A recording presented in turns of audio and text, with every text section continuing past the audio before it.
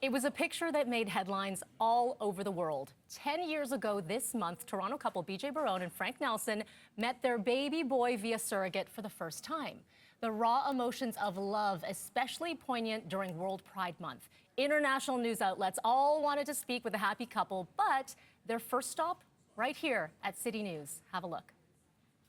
He's our pride baby, everything about what pride means and just about love and unconditional love and acceptance. Well, a lot has happened in the last decade. We are now thrilled to welcome BJ, Frank, and 10-year-old Milo joining us in studio. Welcome to you all. Thank you so much for coming in. Thanks for having us. Okay, Milo, you saw that video of you as a little baby. I think it was just in that corner in this studio. How crazy is it to see your family's story in the spotlight in the news? I'm very proud and happy. You're very proud, and what makes you proud? That a lot of people know who we are and stuff. Yeah, and they know who you are for a very good reason. So we go back now 10 years, and we were laughing because Milo was, what, 6 days old? I think 6 days, yeah. When that video was taken. That picture, let's bring up that picture again if we can. This one went everywhere.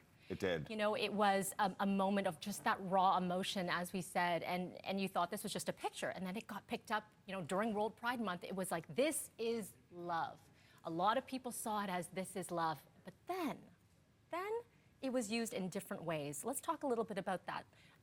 You were in a legal battle for years over this. Years and years. So, I mean, you were the first person we saw. We had no idea what was about to happen with this photo.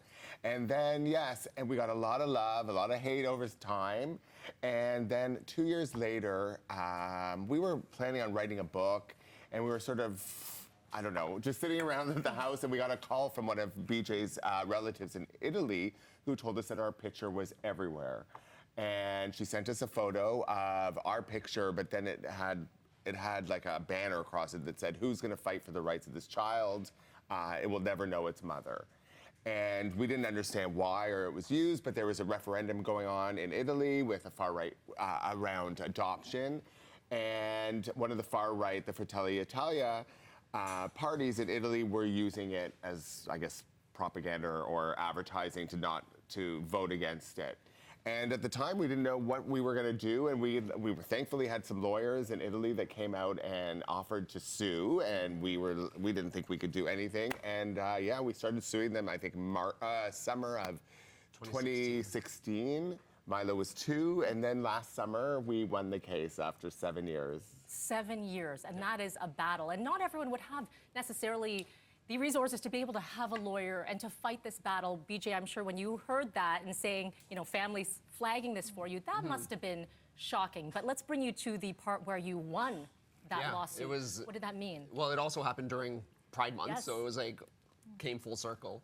But it's great just knowing that we took our photo back and knowing that even though they tried to use it for hate, it's still love wins. And we had many people from Italy contact us and just say how big it is for a win for them in Italy, because they're like, we have many friends in Italy going through surrogacy and how it's going to affect their lives. So just knowing that they won against the current prime minister, or that we won for the current prime minister. Now, a lot more has happened since that time. I know you've published a couple of books, and just off camera, we were talking, Milo, about this one book called A Mermaid's Tale, and this is inspired by a conversation that happened. Can you tell us what happened? I picked up a mermaid doll, and then the girl and the mother came over to me and said, "Boys don't play with dolls." What did you say?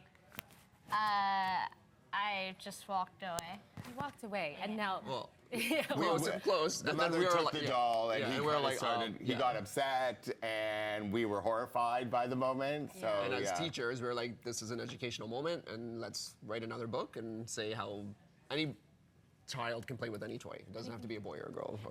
Being teachers, has that changed your perspective in the way you introduce curriculum or how you teach something? First of all, your students see you in the spotlight. Yeah. So they see that. Is it in your messaging when kids come up to you and talk to you about different things? Well, it's interesting because I teach, we both teach high school, and I teach a communication technology course where we do some film. This year I taught film. So I did a whole thing on copyright infringement. So I really get to bring in, real life experience stories and tell them about what happens when you put photos on the internet. People don't realize, that it's out there and anyone can use it. So that way I give a lesson to my students. But for sure, we always introduce ourselves to our students and make sure that they know that we're gay. And somehow, we want to be positive role models to our students. And, we both know that we grew up not knowing any gay teachers or having those role models at school. And we think it's really important that they see us, we're visible, and they also know that, you can create a family and be happy. You can create a beautiful family and be very happy as you all are. Okay, Yes. Milo, I'm going to give you the last word, okay? What do you want to say to anyone who's watching? I know you have the day off school today, but you're going back to school tomorrow. What do you want to say, a message to any of our viewers about your dads, about your family? What do you want to say? Get what you have and be happy with it. Be happy. You have beautiful love around you. BJ, Milo, Frank, thank you so much. We love sharing your journey, and please come back. Thank you for having us. Thank you. Happy Pride. Happy Pride. Pride.